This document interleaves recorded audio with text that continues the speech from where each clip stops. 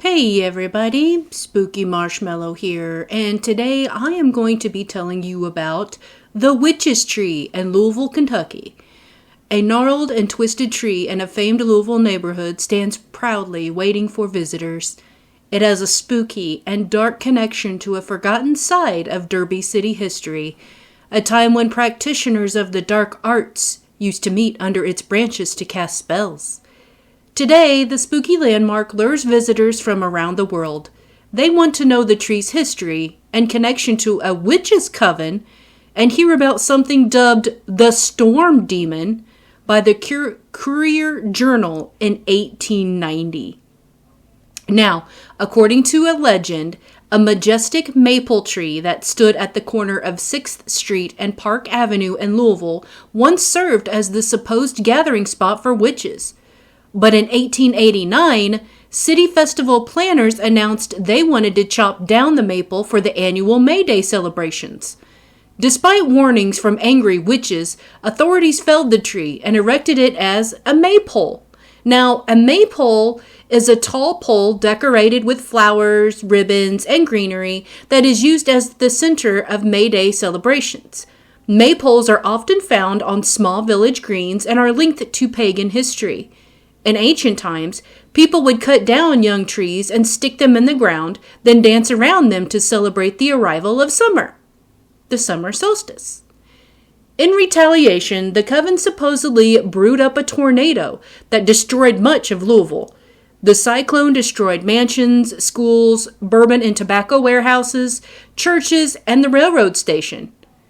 In the end, well over 100 people lost their lives, including members of the planning committee. As the twister roared out of town, a bolt of lightning blasted the stump, and a knotted tree sprang up in its place. Today in Louisville, it has become custom to visit the Witch's Tree and leave trinkets and tokens for good luck.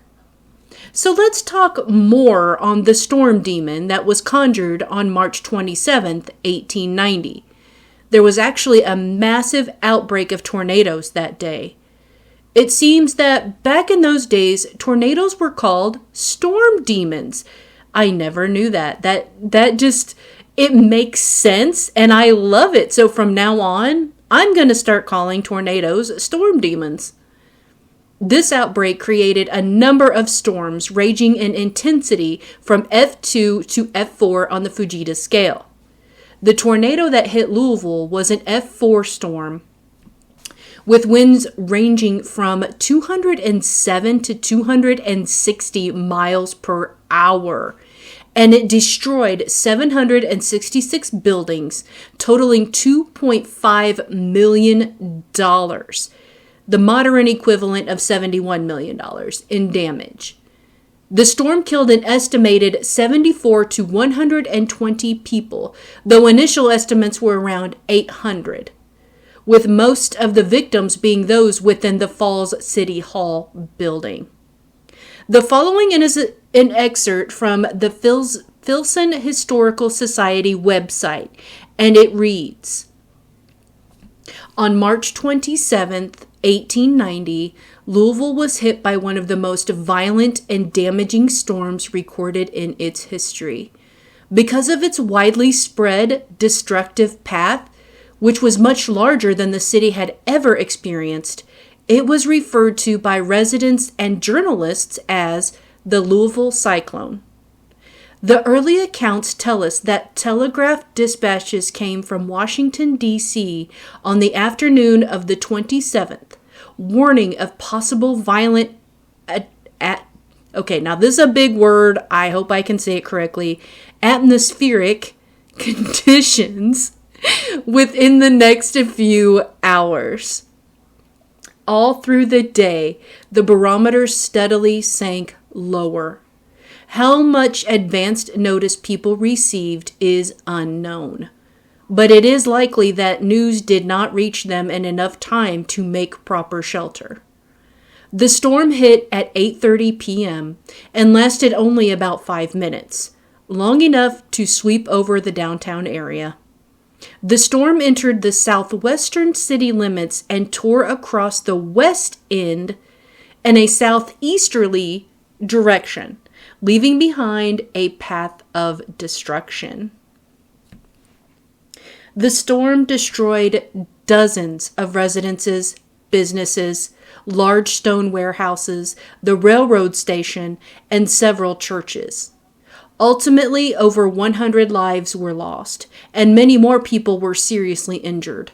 So localized was the path of the storm that thousands of Louisville,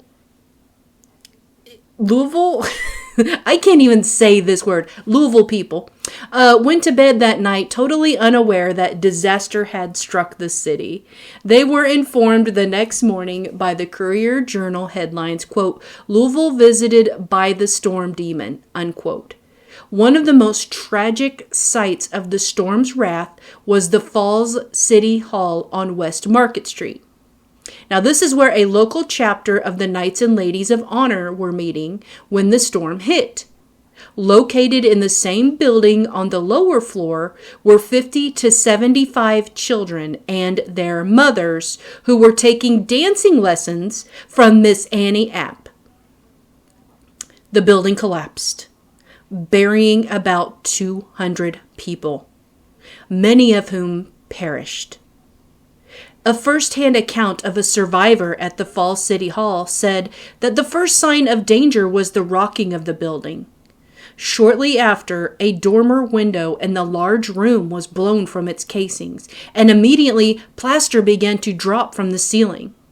Suddenly, the floors gave way, and all fell to the basement level.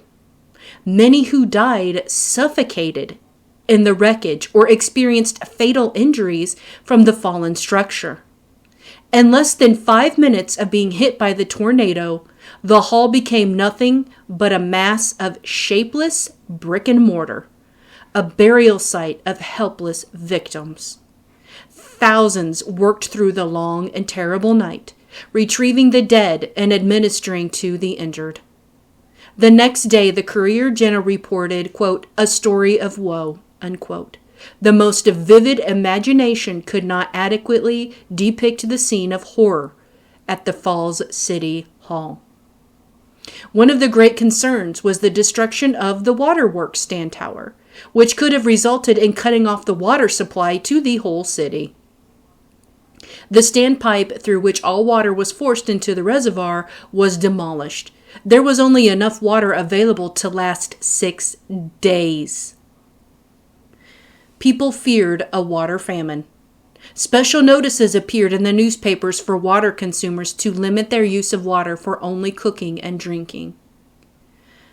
The Union Depot Railroad Station on 7th Street completely collapsed. Some heard the large building crack. The wind struck from the south and lifted the roof from the structure, throwing it several feet north. It was estimated that some 50 people were in the station when the cyclone struck.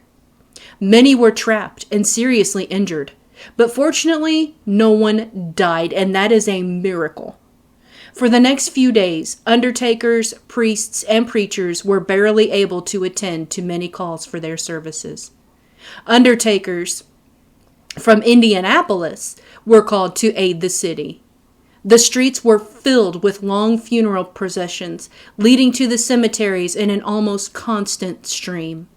A shortage of hearses resulted in 2 electric cars being chartered and used for a funeral cortege. That's interesting. It was reported that 5 hearses stood in line at the cathedral awaiting their turn for services.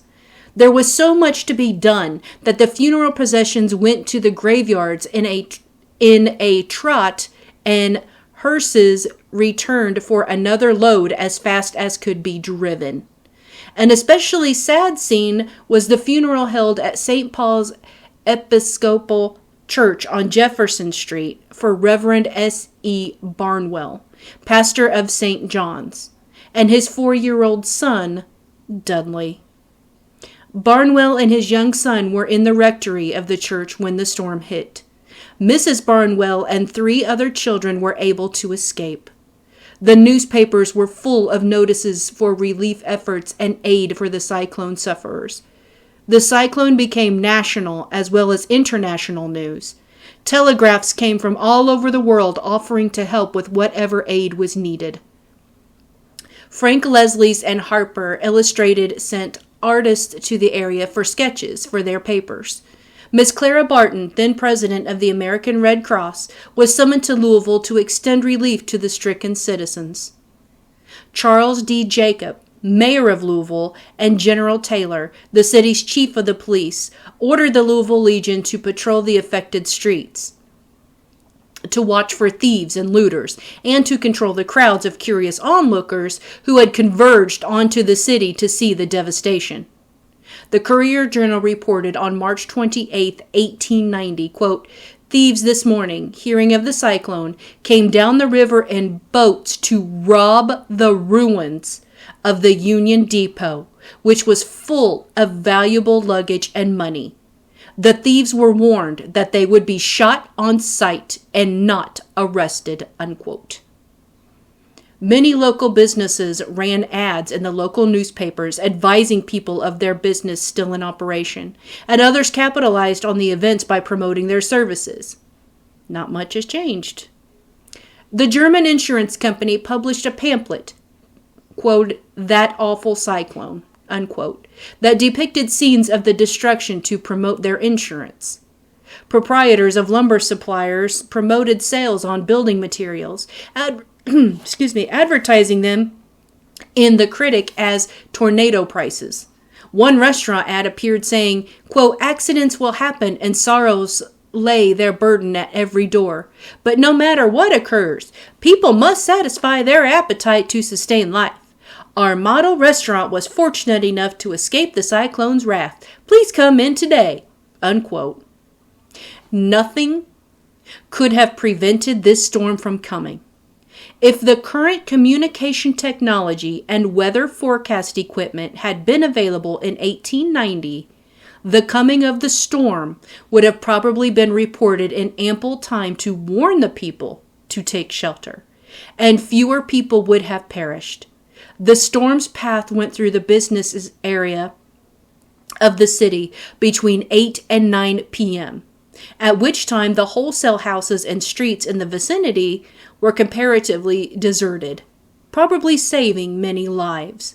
Had the storm struck in the daytime, hundreds would have been in the path of the cyclone and would have likely lost their lives. This was written by Nettie Hance Oliver, a reference genealogy specialist. Now, I chose to talk about this story, number one, because I found it extremely interesting, this spooky witch's tree, and also because May, starts a lot of bad storms, which Kentucky has been hit with recently. We have had a string of bad storms and floods going on already, and it's only May. We still have a long way to go yet. And I just felt like this story was interesting to air this time, since it was May, of course, when this happened as well. All right, that's going to do it for today's video. Thank you so much for watching. This is Spooky Marshmallow saying, remember, stay spooky, my friends.